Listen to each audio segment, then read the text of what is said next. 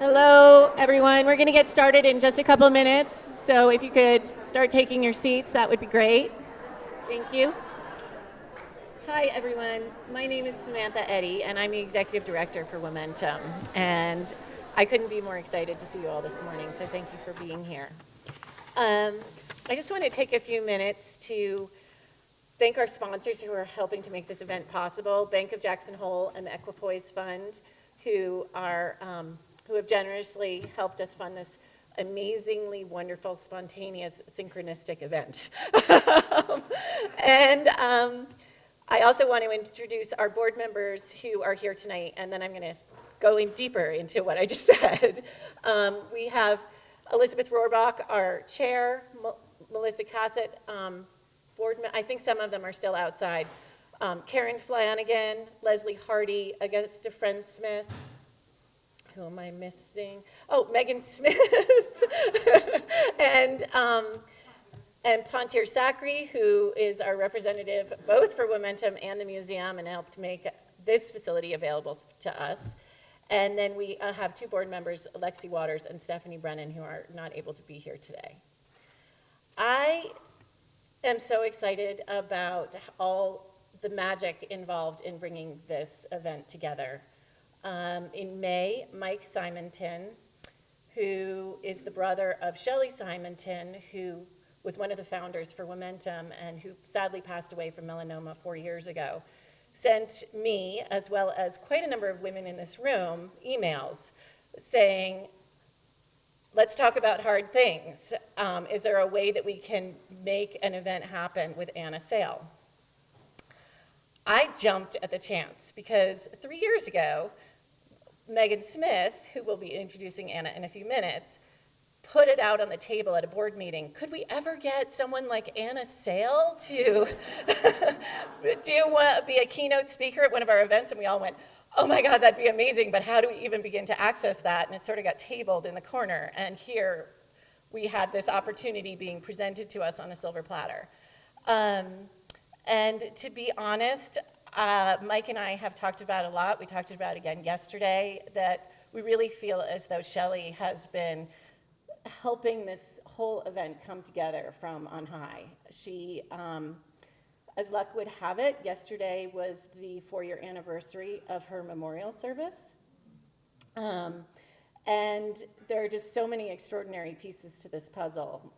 Mike shared Anna's connection to Wyoming. She's married to a University of Wyoming graduate who spontaneously reached out to Senator Alan Simpson and sent a letter to help save their relationship. Anna's going to talk a little bit more about this. And as a result, she has become very close friends with the Simpsons, who sadly aren't in town, but would be in town this weekend for the Center for the Arts Gala. In addition, Anna was involved in supporting Lindsay Linton Buck when she was just launching the Women in Wyoming project with the podcast component. Lindsay had the opening of her exhibit locally. It's been at the Buffalo Bill Center for the West and also at the University of Wyoming, but locally the opening for that was last night. And Anna was involved in that. So all these pieces coming together, and then sort of this miraculous recognition that it was all happening on this anniversary date just really makes me feel as though Shelley's in this room with all of us today. And we're so grateful for her for being one of the key people who helped bring Womentum together as an organization. Ultimately, Womentum is about women supporting women. And this room is filled with women who support each other, both locally in Jackson Hole, but there's also lots of representatives of those women on that email list in May who are also here today, who I am so grateful to actually be meeting in person for the first time. The Wyoming Women's Foundation had, just to add to the whole mix, so they had their 2-day annual retreat here right in town. And so we've all had an opportunity to connect with one another. And so we are just so grateful for this opportunity, and thank you for being here. I'd now like to introduce Elizabeth Rohrbach, who is the chair of our board, and she's just going to say a few words.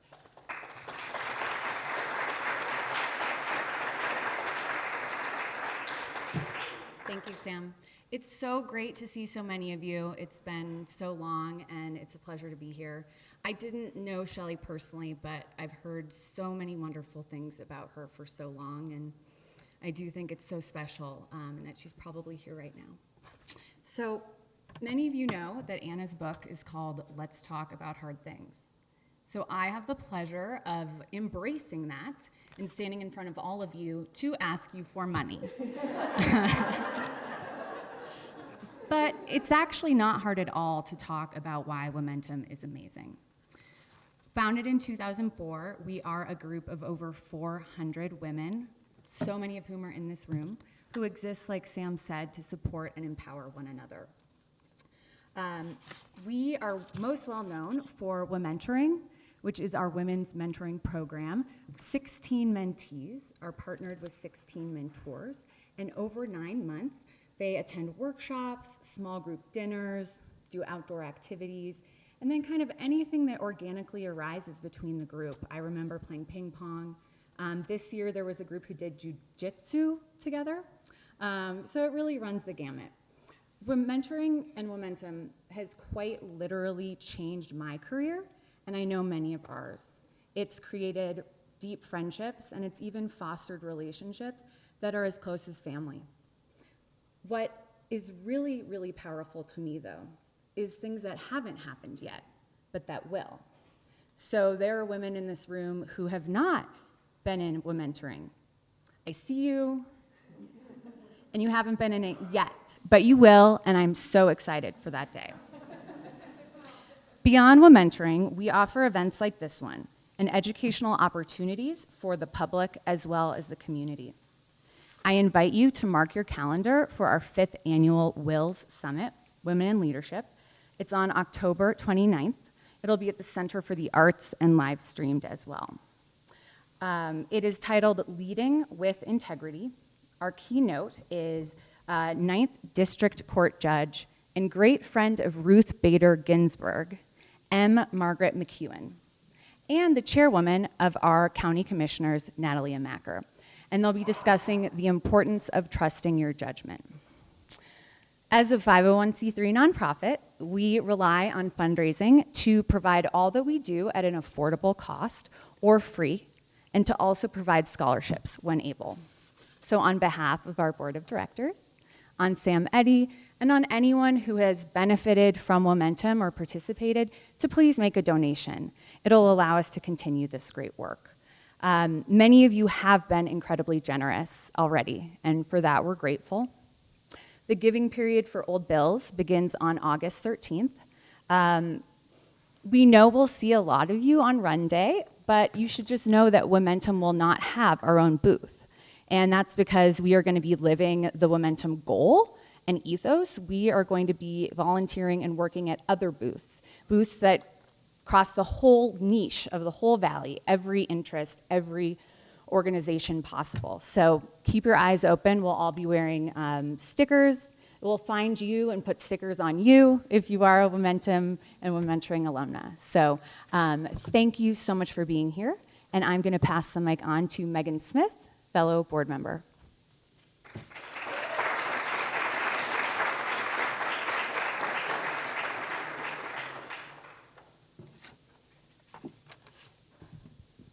So fun to see you all here today. I am thrilled to have the opportunity to introduce our esteemed speaker, Anna. Rather than run through Anna's accolades, of which there are many, many, many, I'd like to do 2 things. First, I'd like to introduce you all to Anna. And second, I would like to introduce Anna to you. Okay? So you get to play along. Anna, you might want to turn around.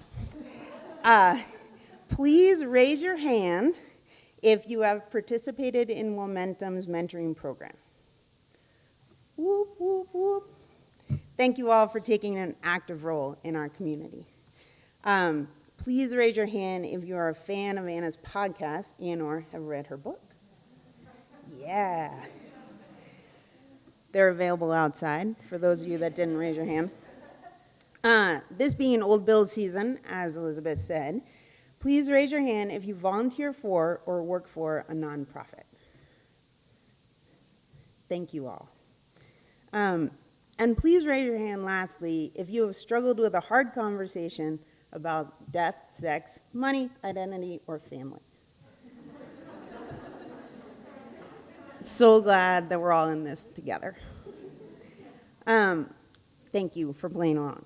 So, Anna, that's a snippet about your audience. Now for you all.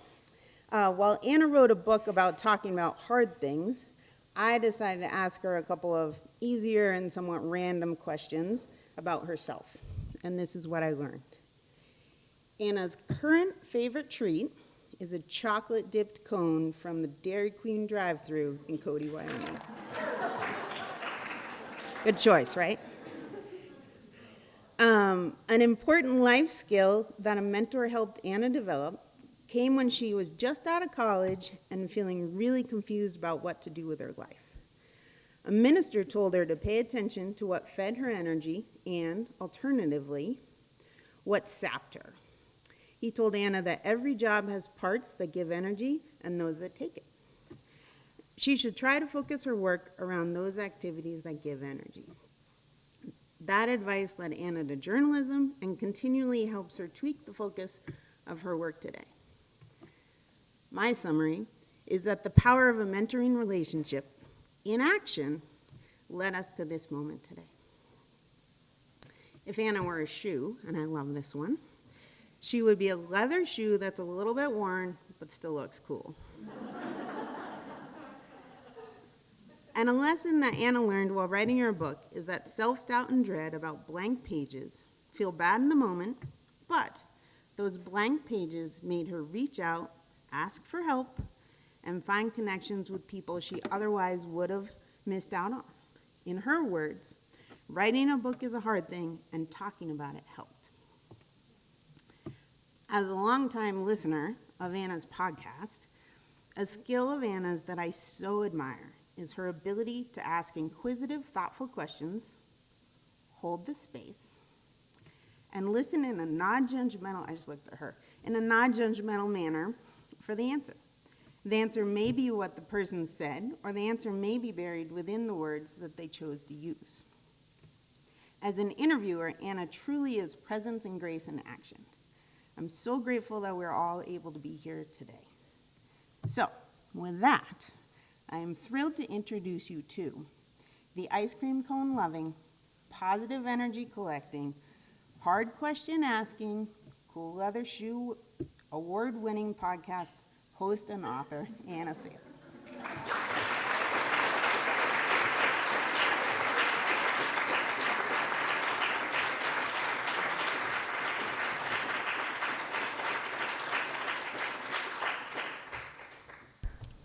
Oh, what beautiful introductions. Can everyone hear me okay?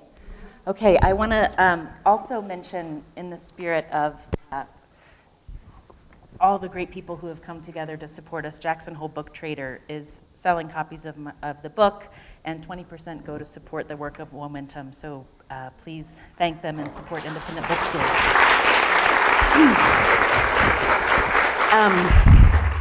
It's really overwhelming to think about what led to us being in this room together. As you all have laid out in different ways, I want to personally thank Mike Simonton, who has been my Wyoming hype man after the book came out, and more deeply, who began sharing his story of death and grief and loss and talking about it very shortly after Shelley's death. And I'm going to talk about that more and read some from the book about that. But I just want to echo that I want to call Shelley's memory into this room with us and her spirit, because that's why we're here. And I thought a lot about how to structure what I wanted to say to you all, because this book is a little bit strange. It's a strange book. It's called Let's Talk About Hard Things. For the purposes of keeping it to one volume, I focus on death, sex, money, family, and identity. More hard things maybe to come. And it's part memoir, part reported interviews, part social science research, with the aim of talking about kind of what can happen when you lean into the possibility of describing something that feels uncertain to you, uncomfortable, like a conflict. I was thinking when Megan was talking about mentoring, it really could be called the importance of mentoring, because that's really what's embedded in here, is what can happen when you ask for help and give help. But when I thought about what I wanted to talk specifically about, we're calling this gathering, Let's Talk About Hard Things, Wyoming. So I want to focus in particular about some of the really incredible conversations I've had here with people from here, how it's transformed my life. While this is about hard things, it's also a celebration of this place and the relationships that it cultivates. And so I want to begin with sex. And my first visit here as an adult, this is from the sex chapter, in 2011. And this is the first time I had been back to Wyoming since I was a child visiting Yellowstone with my family. I grew up in West Virginia. And I was invited here by a man named Arthur. And we had met a few weeks prior on Cape Cod. And at the time, I was newly out of my first marriage, kind of in that first phase post-split where you're feeling a lot of relief and openness and just like, I'm here for it, adventure, you know? And I met this guy who was studying wildlife in Laramie. I was living in Manhattan, or I was living in Brooklyn at the time, working in Manhattan, and we hit it off on Cape Cod. And then he said, would you ever want to visit? And I'm like, yes. And after he invited me and I had bought my plane ticket, he said, oh, I just realized I have to go to a wedding the weekend you're coming to visit. And while I was feeling very, open and renewed and clear about my decision to get divorced, I was still pretty raw off that decision. So we acknowledged that it might be a little strange and heightened to go to a wedding together on our first date weekend. And I'm going to read a little bit about that. Oh, he was living in Laramie at the time. The wedding was in Sheridan, so we had this long road trip together across Wyoming. Driving Wyoming's empty highways under its vast sky, everything felt so open and possible. The wedding was on a mountain hillside where rows of folding chairs and a few wooden toilet shacks were the only visible signs of human interference. Then the minister began, and as his warm and celebratory welcome slipped into more frequent and rigid quotes from Scripture, I realized he was not taking cues from the expansive landscape. He was Lutheran, and his message centered on commitment and devotion powering a union, with a special emphasis on the wife's duty to hold the family together. Love does not make a marriage, I remember him instructing the young couple. Marriage makes love. In other words, when it sucks, suck it up. That is holy, sacred, and right. While this was not a worldview I'd ever consciously subscribed to, this minister speaking at the altar was saying all the things I had told myself over and over in the months before my divorce. Like him, I believed that marriage was a sacred vow, and that my ability to stay committed was a test of whether I could really live my values. And what were my values around sex and family and love? I wanted to believe that I was determining those on my own, but the minister was reminding me that my choices and my shame drew on hundreds of years of religion and social custom. The hardest part of experiencing my marriage unravel was having to admit that I could have a marriage unravel, that I, someone who thought of herself as loyal and devoted to family, might walk away from the most significant and public commitment I'd ever made. Arthur noticed the ceremony getting to me before I did. I remember a "you okay?" glance as he took my hand when it was over. As we walked back to the truck to drive to the reception, I got lightheaded and finally started to cry. Arthur cut off the main trail to separate us from the crowd of guests and asked if I needed a moment. I didn't, I told him I was okay. We walked a few more feet, and then under a canopy of evergreens, he told me to stop and sit down. He was going to the truck, and I could meet him there. He walked away. I sat down on a fallen log in my wedding clothes, and I finally let the burning behind my eyes go. I put my face in my hands and released 3 heaving sobs. I waited to see if there was more and was surprised to find my body at rest. It was like a sudden wave of nausea, but with hysterical crying. I looked up at the sky through the trees and laughed at the absurdity of my life, all dressed up, sitting on a log, crying about my divorce, while this handsome new man waited for me in his truck. This was supposed to have just been a fun fling, but as I trounced through the pine needles in my dress shoes to get back to him, all of it felt suddenly bigger. I realized how nice it felt that I'd let myself cry at the party without once wondering if Arthur would be embarrassed, mad, or exasperated. By dropping me off in the woods, he gave me permission to not manage his feelings along with mine. He showed me I didn't have to censor myself to protect him. This was very attractive. Back at the truck, Arthur was sitting in the driver's seat waiting for me. I opened the passenger side door and found a cluster of purple wildflowers and sagebrush wrapped into a little bouquet. While I cried in the woods alone, he had picked me a bunch of flowers. I just love that story. I feel, thank you. Cheers to Arthur, who's not here today. Arthur Middleton is my husband, and his stepmother is here, Catherine Middleton. We love him very much.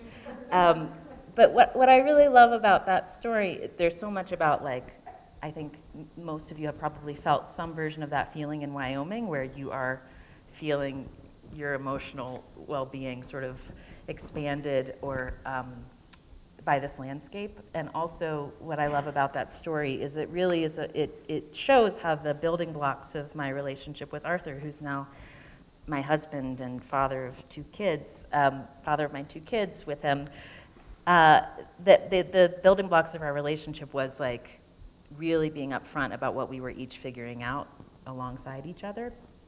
And I needed that when we first met. There was a lot that he didn't know about his life. He was just finishing his dissertation and PhD at UW. I was living in New York, as I said. I covered politics at the time. He studied large mammals. I was like, what? Where is this going? And, but the thing that he would say early on in our relationship on our phone calls was like, you don't have to know that right now. Like, you just have to decide if you want to talk to me tomorrow. And that was such a gift and a really important, I think, skill in a hard conversation was, of course, that was probably hard for him to not know if, like, 2 days from now I was going to say, I can't handle this, I need to be on my own. But he could sit with that not knowing that that's what I needed, and allowed it to sort of unfold. And so that chapter in the sex chapter is about how important in relationships being able to tell each other, like, I don't know yet, I'm figuring this out, and not needing to sort of define the relationship and have it fixed in one place. What a gift that can be to letting you figure it out with each other. Of course, there's a downside to continually figuring out and sort of saying, well, who are we? What are we doing? Which is what happened in our relationship the first 2 years we were together. We were sorting through all of this. And it kind of got finally a little heavy, like not knowing where we were going together. And then in 2013, 2 years after we'd been together, we just decided, this might just be too hard right now. We are both figuring out a lot of things. Let's appreciate that we've loved each other, that we love each other, and maybe the timing's off. And we broke up. And we both agreed to break up. And then Arthur changed his mind. And I was like, dude, I think you're just afraid to be alone. Like, we've talked about this so much. This is a clear decision. And so a little background to what happened next, because this is where it gets crazy and weird. Arthur had just been awarded a prize from the Center of the West in Cody for his wildlife research. He was going to be presented with this prize at the ball in Cody, the Wyoming prom, the big fundraiser for the museum. It was a big deal. And I was supposed to be his date. And I'm on all the seating charts and all this stuff. And Arthur had to be like, oh, I don't think Anna's coming anymore. But as part of that ball planning, he had become aware that Alan Simpson and his wife Anne were going to be at the ball, as they are most years. And Arthur did not know Alan Simpson. I did not know Alan Simpson. But Arthur decided to write Alan Simpson a letter about our relationship. It's weird. And the letter is beautiful. It's very much is self-aware, like, I realize there are more important things on your desk, but let me tell you the story of my relationship with this woman. I think, here's our history. She knows you, she appreciates you, she covers politics. She's interviewed you once before, and I think it would be meaningful if you gave her a call and asked her to come to the ball. And I knew none of this, and all I know is I'm in my newsroom at WNYC Public Radio in Manhattan, and I get a phone call from a 307 number, and I'm like, who's this? Voicemail.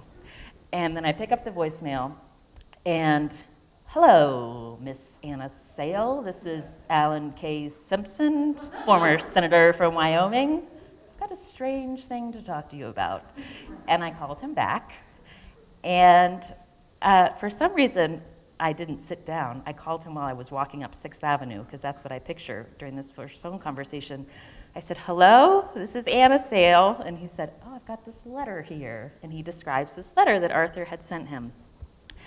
And I'm like, this is weird and wild. And he says, well, I almost didn't call you, but then my wife Ann, she said, what do you got to lose? And if you've ever been on a phone call with either Al or Ann, you know that you'll hear the other one in the background most often. And that's what happened. I heard Ann sort of saying, well, I just said, what have you got to lose? And I said, who's that? And he said, that's my wife Ann of almost 60 years. And I said, well, what does she think I should do? Put her on the phone.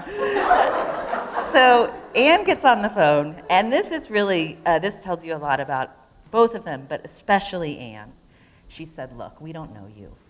We don't know what's going on. I will tell you, every relationship is hard. Alan and I have been in couples counseling. It was hard when he was in Washington and I had to be back home, when my mom was ill, for example. And so you have to decide what's right for you, but let me just tell you, don't let your pride get in the way. And I listened and I thought, how does she know that I have a habit of letting my pride get in the way? And that became a very important friendship. That also became something I could call Arthur about and say, you'll never believe what just happened, because he had just sent this letter, knew nothing about what was going to happen next. And I did go to the ball, and I was Arthur's date. And that began our sort of reopening up our communication and thinking about, okay, like what could this, instead of thinking about the constraints of what our life, what was going to be hard about it, how can we talk about the possibilities? And that weekend really sort of opened that up for me. And it changed the way I thought about commitment and relationships, because having been divorced, I was looking out for red flags because I didn't want to make a mistake. And the thing that those conversations with Al and Ann really showed me is that, conflict is not a red flag. That's what relationships are made of, about how you talk about the conflict. And that not only changed my life, it also really informed my approach to journalism in a really important way, which was to realize these conversations that I'm having with Al and Ann Simpson are some of the most important things conversations and quotes and I've been witness to and party to. And so I asked them if I could sit with them and record them at their kitchen table and talk to them about their marriage. And that became one of the first episodes of my podcast, Death, Sex, and Money. And it's an incredible interview because of their openness.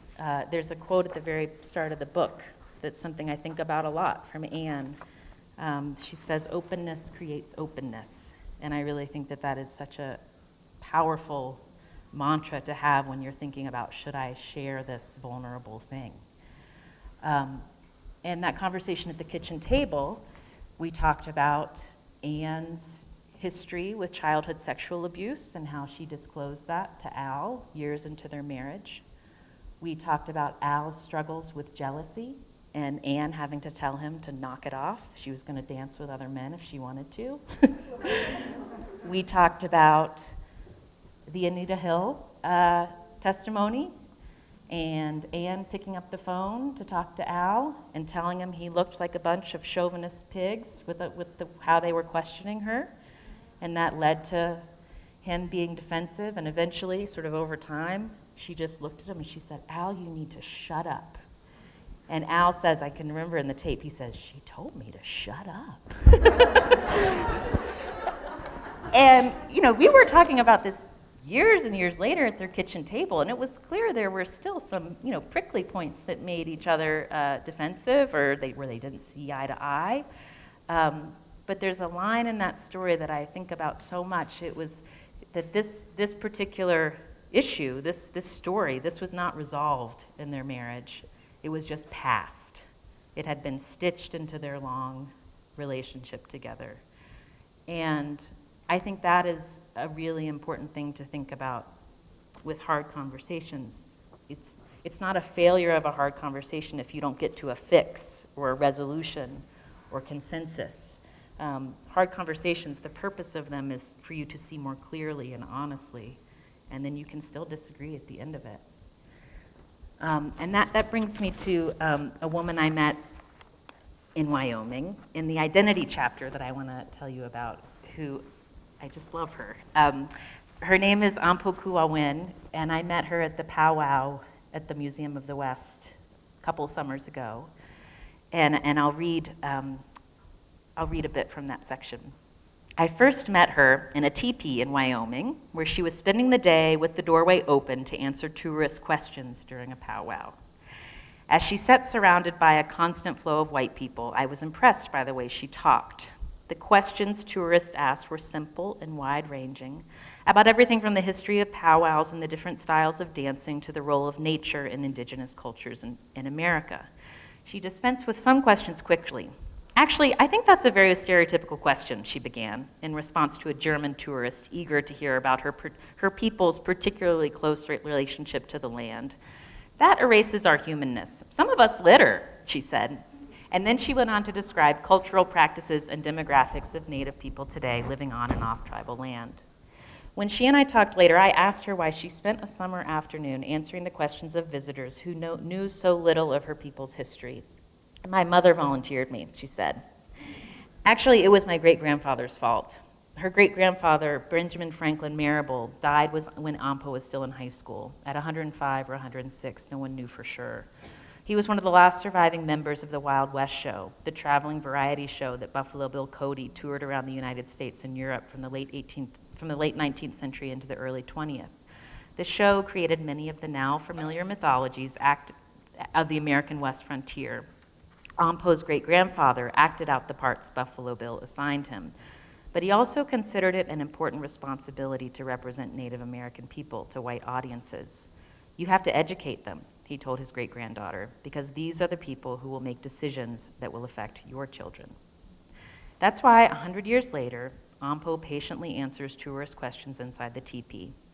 Every summer, the powwows held on the grounds of the Center of the West Museum in Cody, so families driving through on their trips to Yellowstone National Park mingle with indigenous families who gathered to join in singing and dance competitions, wearing brightly colored dresses of animal hides, feathers, and beads. One of the reasons you sit in the teepee is to make people see that those of us dancing are the same as those of us here walking around, she explained. She wants to make sure the tourists don't just take in the powwow as a spectacle and leave without a more nuanced understanding of Native Americans today. We are just as important when we take off the beads and feathers, she said. Ampo lives on the Wind River Reservation in Wyoming, where the Eastern Shoshone and Northern Arapaho tribes now share land despite rivalries going back thousands of years. She's a middle school librarian in the reservation school district, and her job title includes the term cultural facilitator. She told me building relationships is the biggest part of my job, whether with coworkers who are mostly white, who've traveled on the reservation to help the kids, or with the kids from different and often multiple tribal backgrounds who've landed in classrooms together. When she's talking about identity, her approach differs depending on who is her audience, whether the person she's talking to is Native or not. She was born on the Pine Ridge Indian Reservation in South Dakota and is still an enrolled member of the Lakota tribe. She moved to Wyoming when she was 3 years old, and she's felt like an outsider on the reservation there. She's now middle-aged and lives with her mother, with her adult daughter and son's family living nearby. Other Native people on the reservation know she's Lakota because when they introduce themselves to each other, they begin with their tribal affiliation. But when she meets non-Native people, she says it's simpler to gloss over all that and just say she's Native. Why spend another 15 minutes of your time explaining the tribal background to people who still won't understand? Every day, she toggles between these two ways of being, finding connection with Native people despite their very different tribal histories and backgrounds, and explaining herself to people who know very little Indigenous history and see Native people all the same. When I visited her on the Wind River Reservation a few weeks after we'd first met, she drove me to the gravesite of Sacagawea, the Shoshone woman who became an essential guide and interpreter for Meriwether Lewis and William Clark's expedition across the western side of the North American continent. I told Ampo that I am related to Lewis on my father's side, and I wasn't sure how to feel about this since his chronicles created the groundwork for white expansion throughout the American West, and his family, my family, enslaved people on their land in Virginia. Well, if it makes you feel better, I have a relative who killed 23 white men. She laughed when she said this. It was a classically awkward exchange about identity. I was trying to demonstrate my self-awareness about my whiteness and history, and she picked up on my guilt. And she made a joke to ease the social tension that underscored this, and also to say, we are on different sides of this thing. I loved that encounter with her, and I just want to follow by saying I was just visiting with her last week in her middle school library. They're getting ready for the school year, and talking to her about her curriculum for the upcoming year, and she's added a coping skills, an emotional coping skills sort of set of things she wants to teach the kids, primarily coming out of COVID because of the stress that she's seeing in the kids, but also just because it's something that she has needed to rely on. I asked her where she, her resources were, where she was going, and she said, well, these are things that I've been looking up and studying since my son was incarcerated. Her son was picked up on tribal land just after he turned 18 with a very little bit of marijuana, and because he was on tribal land, he spent 6 years in federal prison. And she says her coping skills are in 3 buckets. First, she thinks about just sort of breathing and mindfulness. She thinks about how important it was for her to study how her family's history fit into the entire history of the relationships between white people and Native Americans in American history and systems that continue to this day. And the other thing she talked about was the importance of knowing when to stop thinking about those hard things. And for her, she does that by listening to R&B music or beading. She's wonderful, and I loved having those conversations with her. And it made me thinking about like when she needed to stop thinking about the hard thing. Made me remember a conversation I had with Sue Simpson, the daughter of Alan and Ann Simpson. As I was writing this book, a different interview with Ann that I did is in the death chapter, where I wanted to talk with her about what it's like to be in your mid to late 80s and not with any kind of terminal illness other than age, and how when she has talked about diminishment in age and who with and when that feels comfortable. And that's what we talked about, and it's a beautiful part of the book, and I thank her for sharing. And I was relaying this to Sue over lunch a few days after that interview, and she put her fingers in her ears, and she said, I can't talk about my parents dying. I just can't.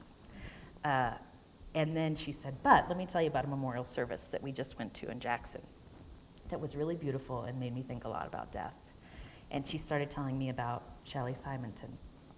And the one detail that I remember that I was like, I need to know more about this woman, was that one of the jokes in her brother's eulogy was about the songs that they made up in her last weeks, and how they joked about singing the song, Don't Stop Bereaving. which I think is so funny.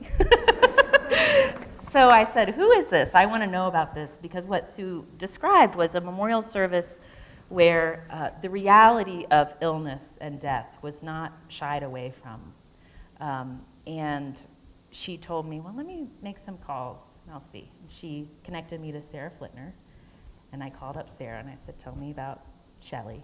I want to know more about this woman. And Sarah described the woman many of you all knew, and about her illness and about her decline and about Mike's eulogy. And I said, I know this might be just too morose, but like maybe ask Mike if he'd be willing to talk with me. This is just a few weeks after the memorial service. And I reached out to Mike, and the first thing he did is he sent me the slideshow that he put together for her memorial service. And what was so striking to me about this was it wasn't just happy memories, or they were happy memories, but not just happy memories that were healthy memories. And there were photographs of Shelley smiling broadly at a Broncos game. There were photos of Shelley surrounded by friends. Some of you probably were in some of the photographs that I was looking at. And then there were photographs of Shelley getting a wig. Then there were photos of Shelley kind of gaunt towards the end of her life, clearly very ill, holding her dog's face in her hands. And I was just really moved by that, not looking away from why and how she's died. And so I talked to Mike, and I said, can I just interview you about what you wanted, sort of how that fit into the message of her life and her memorial service, and how you've coped with grief of losing your sister. And I want to read, to close, I want to read a bit from that part of the book. This is on page 55. He's describing to me what he chose to include in his eulogy. And this is the part after he's been with her towards the end of her life, where they've done all the spreadsheets with her passwords on her different accounts. They've done the run-of show for the memorial service, and she's just become quite weak. And he's describing in the eulogy, he told everyone, this is towards the end of one day, she asked if he could help her in the bathroom at the end of the day. And Mike told in the eulogy, he told everyone how she pulled up her polka dot stretch pants and shuffled to the sink to brush her teeth. He jokingly asked if it was necessary. I want to have fresh breath when Matt kisses me in the morning, she replied. That was when it all hit Mike. I stood behind her, leaning against the wall by their shower, and bawled my longest, deepest cry since I was a young child, he said. Shelley looked at me in the mirror while she was brushing. She had a way of giving me a hug with just a look, and that's the look she gave me. Then she looked away and gave me space. Shelley was helping Mike face her death and did not try to soften its blow. She could have turned around and given me a hug, but she just continued brushing her teeth, Mike told me later on the phone. It felt like Shelley was prompting him to begin pre-grieving, setting him up to mourn with honesty. That's different, he said, from what people call healing. I don't feel like closure is a goal for me, like moving on and going back to whoever I was before. I'm not trying to return to who that person was, he told me. His time together with Shelley in her last days gave him that gift. As she went through the to-do list and led them into candid conversations about her end, Shelley forced them both to see their time together was really ending. Since Shelley's death, Mike has talked to other people who've lost siblings, including a close friend, and she told Mike something that stayed with him. She said, I've learned to carry my grief around like an iPhone or anything else. It's something that's with me and I don't fight it. It helped Mike to hear that, because being with Shelley in her final months and days did not dull the pain of her loss. She was still gone. What those moments with his dying sister provided was a reckoning with death, moving from the surreal to the reality of it all, he said. I do have disbelief, but I'm able to kick myself out of it pretty fast because I witnessed that and was present for it. That's what our predominant experiences with death miss. When we don't talk about death, what it means, and how it takes from us, our grief is incomplete. Death is incredibly personal, and at the same time, it's a shared experience. That's what Mike wanted to bring to Shelley's memorial service. I was just trying to picture how surreal it must be for them outside of the close proximity to not really witness the decline, to not really have anything be disrupted in their daily lives, and then to try to also feel that there's been this sense of loss. It would be so hard. They did not have a visitation, so without her body as proof, Mike felt a responsibility to make Shelley's death real with words. And I'm going to skip to the very last part of this chapter on death, because that was modeled by Shelley. Shelley recognized this in her last months and weeks, that there was only so much that words could do. There's no official payoff or benefit to worry, she wrote in January 2017, a year after she first found a lump and less than 5 months before she died. You don't get ahead of the pain because you worried for a few extra days. It's the same when talking about death. You don't get ahead of the pain, but by talking with someone else, you can find companions in that pain to help beat back the particular isolation of grief. And that's what Shelley did in her conversations with her brother, her husband, her parents, and her friends in her final weeks. Do I need to tell you anything else? She asked over and over. Is there anything else you need to know? Conversation by conversation, she brought her loved ones together. She created the space for them to support her when she needed it most, and later for them to support one another when they needed it most. Death did not go away, the pain did not diminish, but the loneliness did. And that's what becomes possible when we talk bravely, awkwardly, openly about dying and the holes that death leaves behind. So I'll leave it there, and we can open up for questions.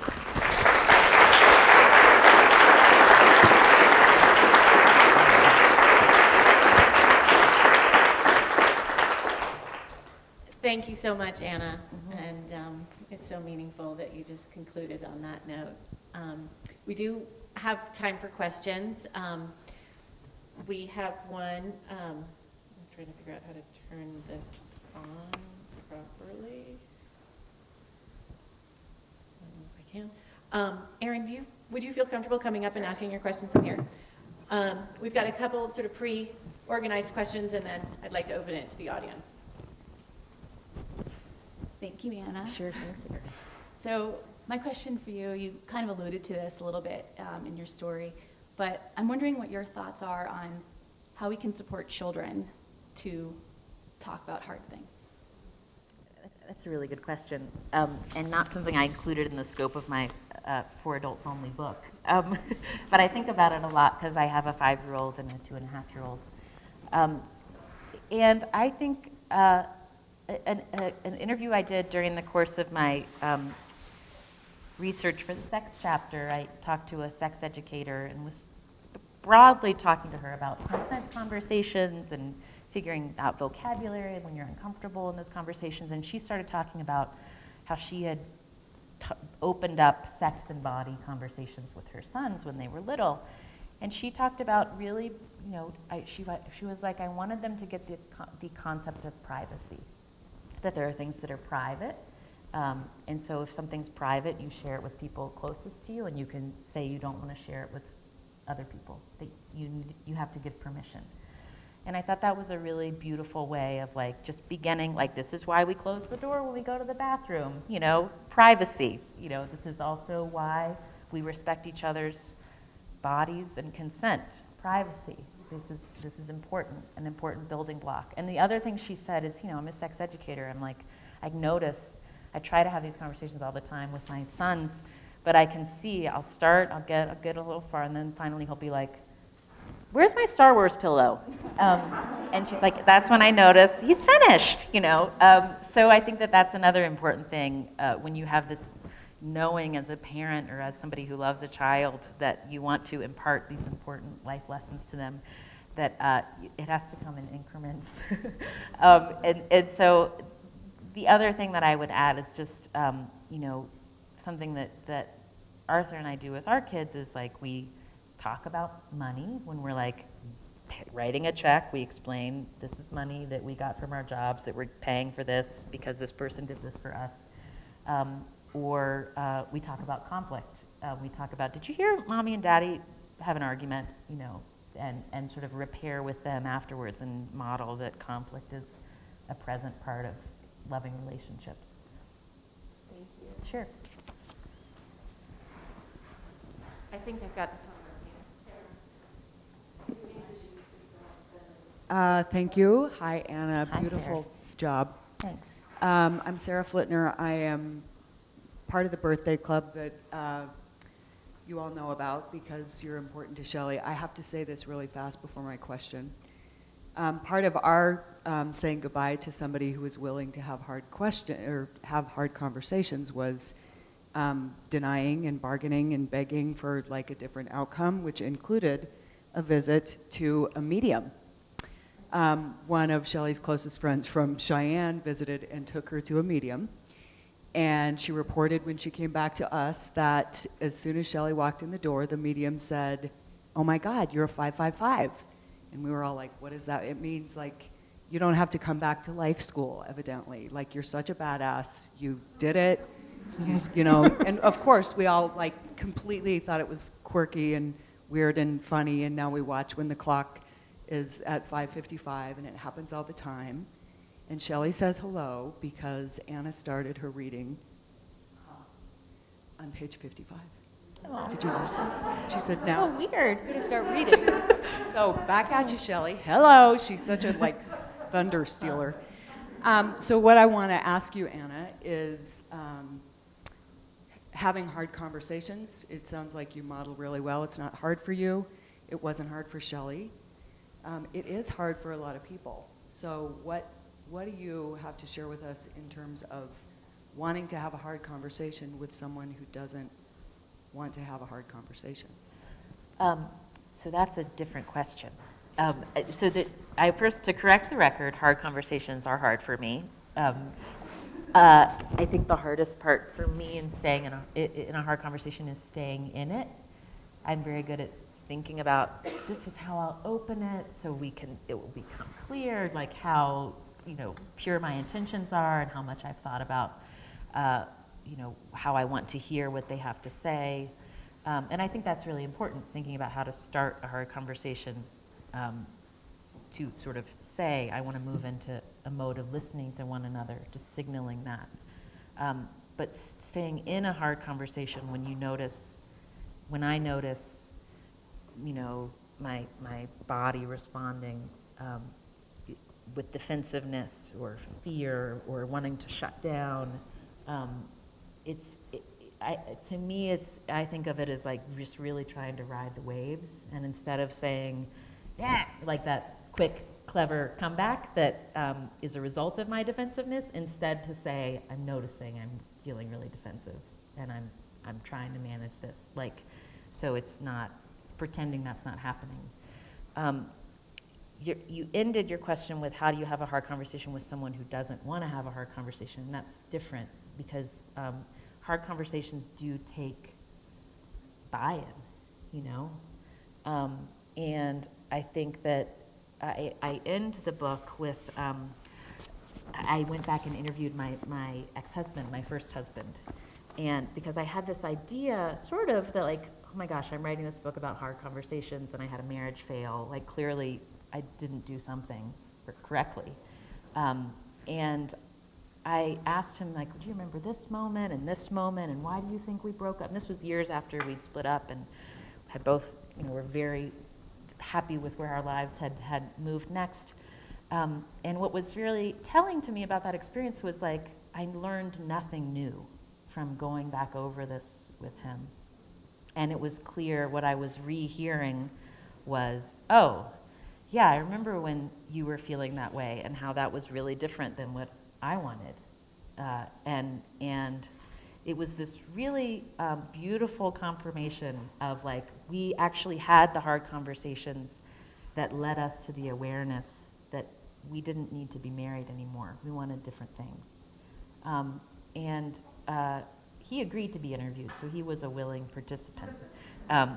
When someone doesn't want to have a hard conversation with you, I think it's about you have to ask yourself the question, like, is our relationship, is there other, what else is in this relationship, and can I accept that this is a part of me and my experience or my opinion that they can't hear? can we still have a relationship? You know, and I think all of us have relationships where we make a lot of accommodations because there's something else tying us together. And then there's other relationships where if you can't have this hard conversation about such a core part of what you're doing together, then that's telling you that that's not a relationship that necessarily needs to, is going to continue in a deep way where you're both going to feel like you're growing together. So when someone can't talk with you about a hard thing that you feel like you need to talk with, it's a question. It poses the question to you, like, how do I want to respond to this? Because you can't force someone to have a hard conversation. I wish you could. That is true, I have tried. I have also tried. Yeah. Yeah.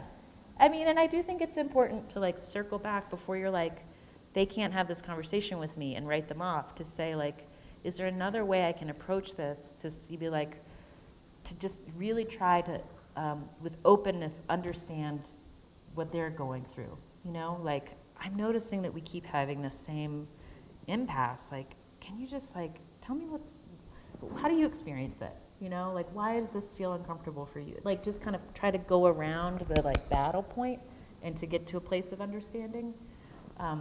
But sometimes that also is not something they want to participate in.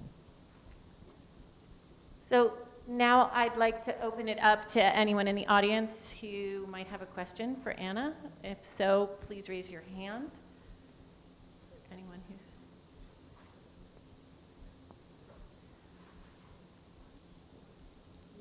Oh, Ooh. sorry, Michelle.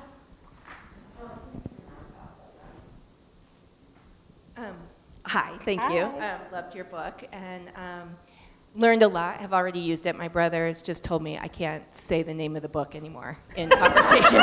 It's only been 3 days. I'll sign a copy for him. You can give him a Please do. copy. I am a teacher, and right now there's a lot of hard conversations being held in isolated settings, and I predict that going back to school this year is going to be kind of crazy. And so I don't know how to, when you're not in a position of power, to ask for the conversation, especially when you're being told no. So I don't know how. I was looking really hard and took a lot of notes around just some smaller skills, but do you, I guess the conversations happen at multiple levels, and to watch it play out at a level up here and then know how it's impacting people on the ground is hard. Mm-hmm. Does that make sense? I think so. Are you saying, like, for example, like if you're noticing one set of conversations that you're noticing your students could really use, but maybe the school culture or the school system culture isn't one where like leading with like a hard conversation is, and so how do you create the conditions if you're not the decider? Yes. Okay. I think that that's something all of us are figuring out. You know, I think educators are right in the front lines, but all of us are figuring that out. And when we're deciding how we like talk about our mask wearing, you know, and our risk comfort, and you know whether we want to come over for dinner. Like, these are things that we're all sort of figuring out at the micro level, and then it speaks to like the culture that you're building in your friendships and your school communities and your communities.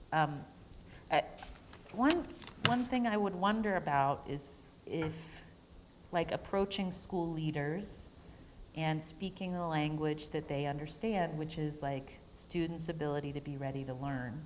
And I wonder if it's something like I'm noticing in one-on-one conversations with students and families, like a lot of stress about the uncertainty about safety and just how the school year is going to progress. Like, is there a way that, you know, we could as a school community like acknowledge that up front, sort of like say, here's how we're thinking about it, model how you're talking about it as school leaders, and then also figure out how you're going to say, here are the doors you can knock on if you know, here's who you can talk to as the school year progresses. So that would be one thing that I would think about. You know, of course I realize like choices about schooling are not just made in school buildings. They're made by legislators and governors and state agencies and federal agencies, but where we feel like we have less power. But I think it's just figuring out how do you create a culture of like acknowledging the difficult and wild and uncertain, and that uncertainty doesn't, like, if they're experiencing stress about the uncertainty, it's not them. It's the circumstances that we're all in, and just to model that you as a school community are aware of that and you're being continually reactive to new information and you're alongside them in that.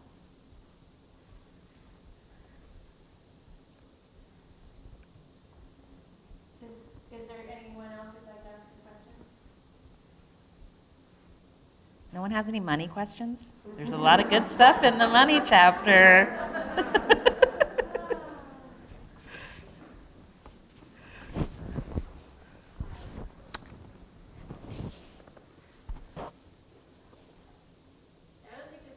Okay.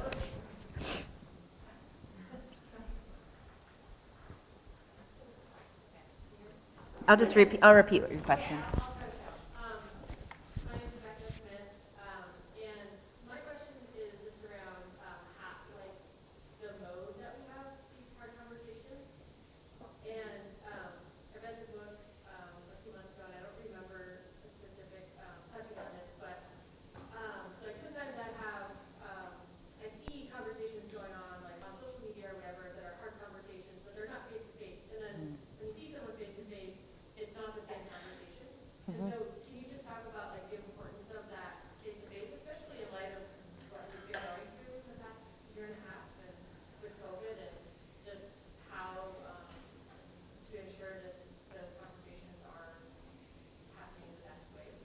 Yeah, I mean, I think social, like electronic conversations, I immediately think social media, and I think that like we all know, Facebook and Twitter and Instagram and TikTok, like they're all places that are interesting ways of figuring out how to express in the most like punchy way your view of the world. It is not a way to express openness or nuance or safety, you know, like social media is a bulletin board for signaling where you are coming down. So I think of those not as like conversations. I think of them sort of as like, you know, it's like a pep rally where you're looking at what parts of the stadium are cheering loudly, you know. I do think that there can be a lot of using like text messages strategically or emails strategically can be important for just like sort of setting the table for a conversation that will come, or like a follow-up after a conversation, you know, if you're like sitting with like, wow, like that was heavier than I thought it was going to be, like sending a note, like a text after, it seems like maybe like not the right format, but like I think just saying like, I'm still thinking about this conversation, like thank you for sharing that with me, like that can be a really important acknowledgement. But I do think the like having a conversation where you're reacting in real time to one another, it just is such a forum where you're forced to really see and hear the other person, which is what makes conversations hard, because it's not just your monologue, or it's not just you taking in and like privately reacting to what you're hearing. So I think that I think that it's a wholly different sort of enterprise, because in those conversations you're like doing relationship, and that's what's hard to do when you're you have the hard stuff, the content you're talking about, and then you have the relationship. So you're trying to tend to the relationship and figure out how to deal with this hard stuff, and say what you feel and stand up for yourself when you need to, but also listen and be willing to be challenged all at the same time. I do also think in-person conversations where you're not looking at one another is really, can be really useful, whether you're on a walk or a road trip. Like you don't have to be sitting at a table across from one another. And in fact, a lesson I learned in radio early on when you go somewhere to record an interview is someone told me like always set set up at the corner of a table, so you're not like interrogating them like this, but rather you're like this, and it just creates a very different dynamic for the conversation.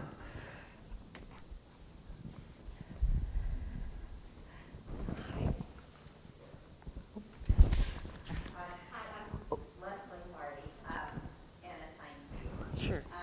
I'm a little intrigued. Megan and I have talked a lot of time about the lack of financial literacy and how dangerous it is, and I think that all flows from you saying money is in the hard things we Yeah. talk about.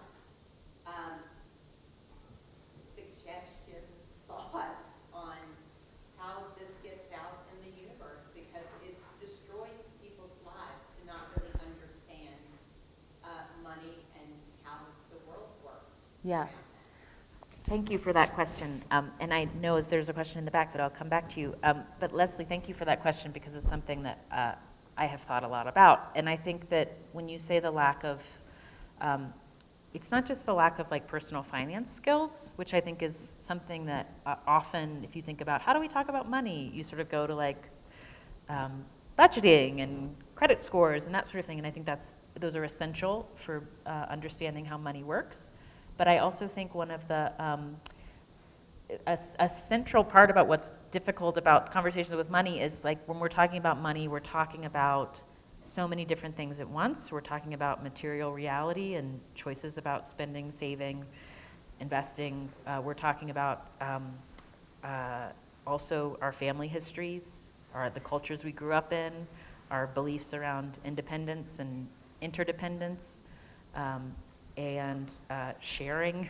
And I think that that's what I think can be sort of scratched at if you just begin with the idea of, I really like emphasizing to people that when you're sharing, just getting to know someone for the first time, like include money as part of the, like your relationship to money as part of the plot of your life. And whether that's saying something like, you know, in my case, I grew up in West Virginia, my dad was a doctor, my mom was a physical therapist.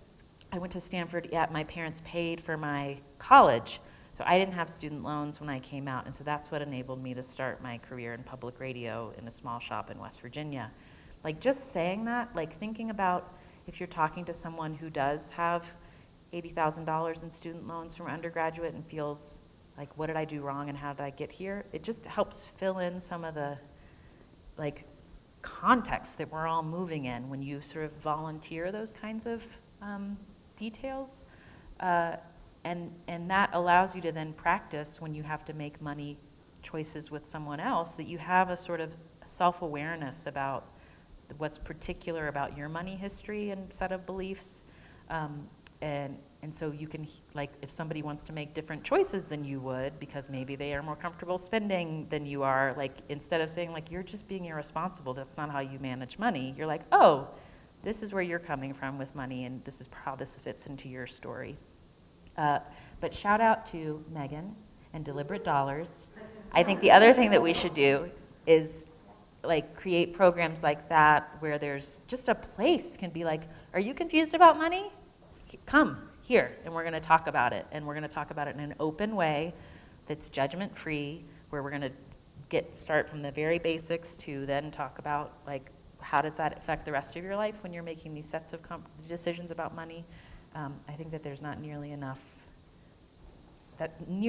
resources and programs like that. I think that what you find when you are in money trouble and you're looking for help is sort of a lot of shame-driven, why do you have debt? Here's how you get out of debt, or call this 800 number and we'll help you settle your debt. And instead of just the awareness that like dealing with money is something that happens every single day you leave the house. So we've got to talk about how to do that. You in the back corner. Is this on? Okay. I think you have to shout. I don't hear you. Yeah. As someone who really wants to be understood and is authentically interested in understanding other people and their experience, but would prefer to avoid conflict at all costs, Yeah. and is almost more willing to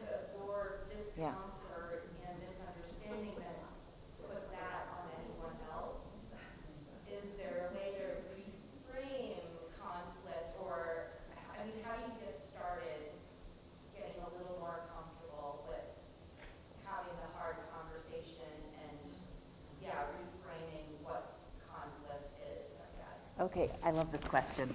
And this isn't from me, this is something I learned.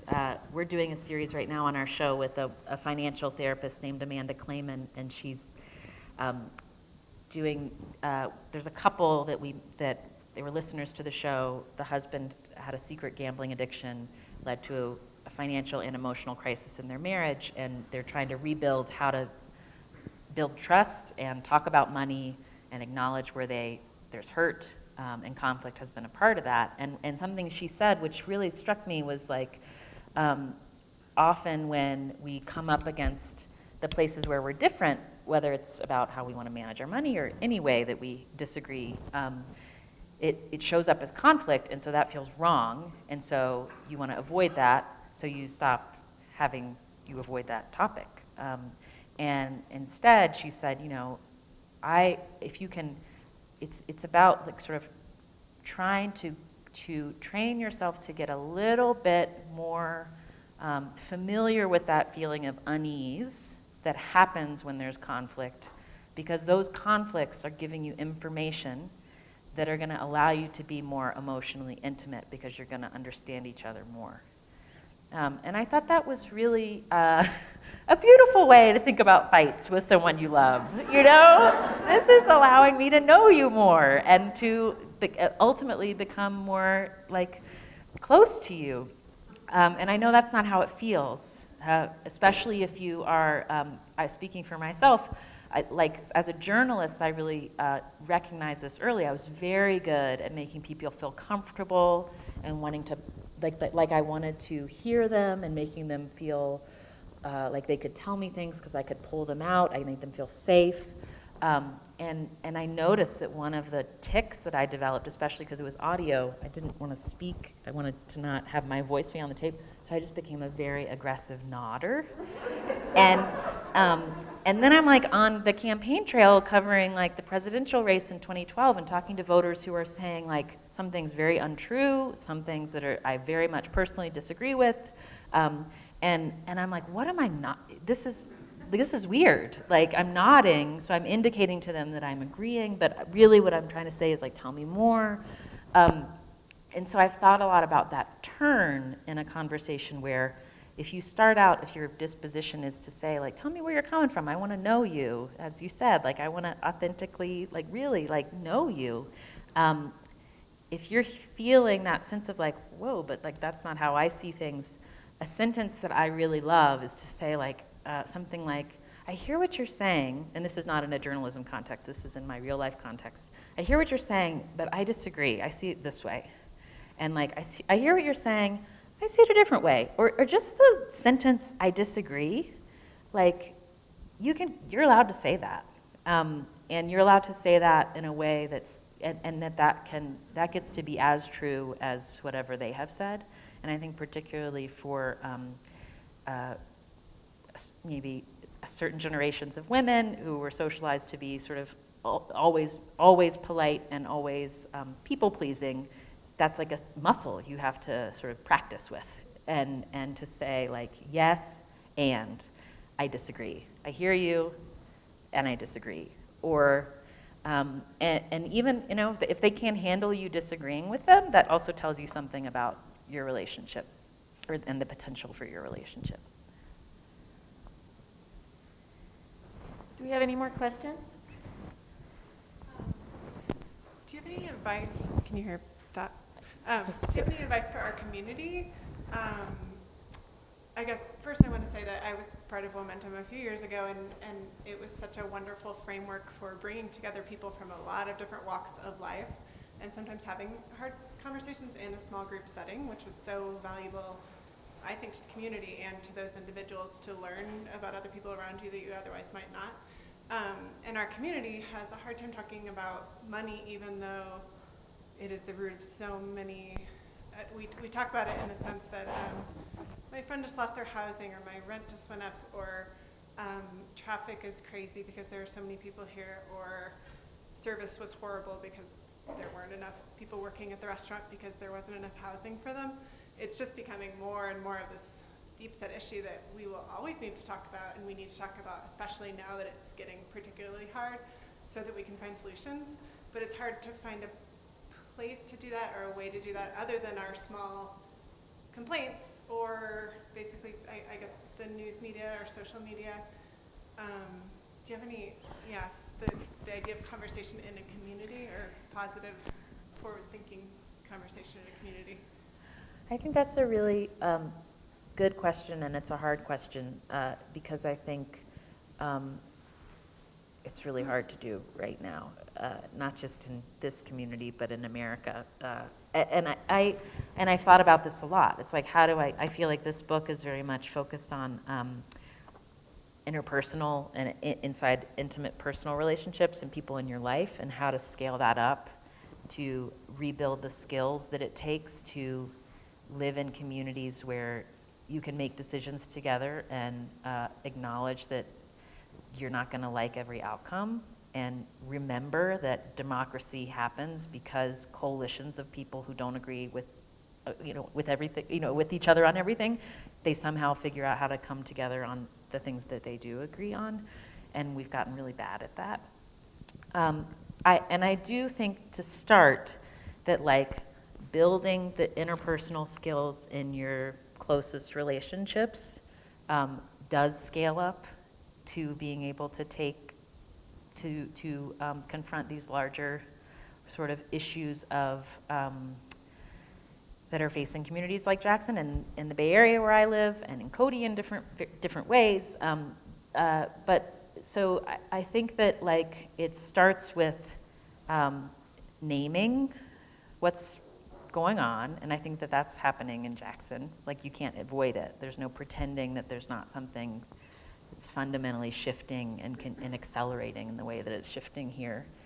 And then it's like, it's figuring out, I feel like there's got to be more intermediate forums between, like, conversations that people have on social media or conversations in a room like this, and then the legislature. It's like, where is that middle place where there can be more kind of like community conversation around problem solving? And I think that when I think about something I wanted this book to speak to was, like, the ways that our civic institutions, the ways the health of our communities, they've been sort of ravaged, and there's a lot of the fabric that it takes to live together with other people that's not in great shape.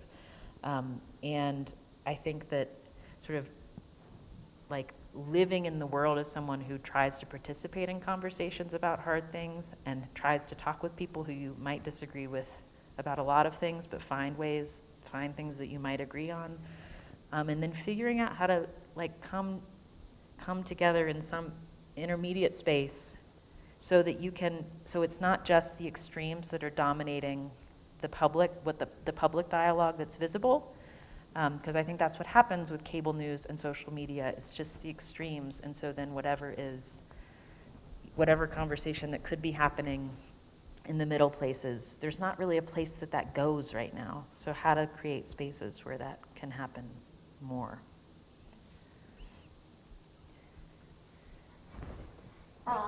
In order to stay on schedule, I'm sorry, we really need to wrap it up, especially for people who are watching via live stream. And so I just want to, first of all, say thank you, Anna. Thank you for having the courage to write this book.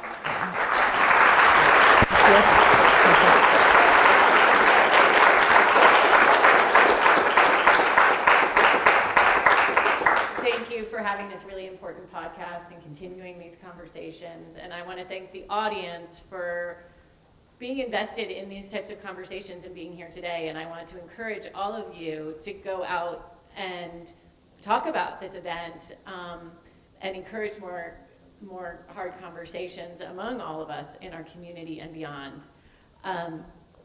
We've got some folks here who are recording this event, and so we will make it available to all of you who registered, and then we'll be extending that to our entire Womentum mailing list here in the next little bit. And so I just want, at least it's my hope, that this is an inspiration and a jumping off toward the future of a lot more difficult conversations becoming a lot easier to talk about.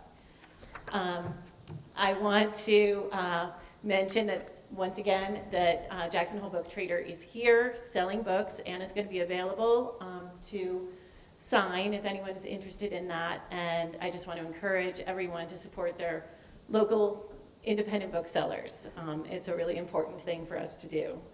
I also want to mention that Becoming Jackson Hole, which is the organization that Sarah Flittner represents, is hosting their first annual triathlon at Jackson Hole Mountain Resort on Sunday.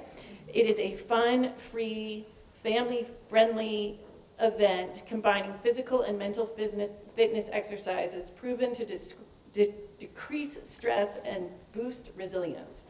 There's a guided mindfulness practice, yoga for all abilities, and a 5K trail run or walk. And you do need to register in advance in order to access the gondola for free. But I know they had to leave obviously a little bit early, but I know that this particular event was very much inspired by Shelley Simonton as well. So we're in this wonderful few days of bubble of the Shelley Simonton energy, and I hope that we all can bask in it and celebrate her and being present in our lives and being open together. And the last thing that I'd like to say is please remember Womentum during Old Bills. We really do rely on your contributions to help make programs like this available and accessible to everyone. So thank you all for being here. Anna is going to head on out to be available for book signing. And once again, I hope you have a wonderful day and a wonderful weekend. Take care.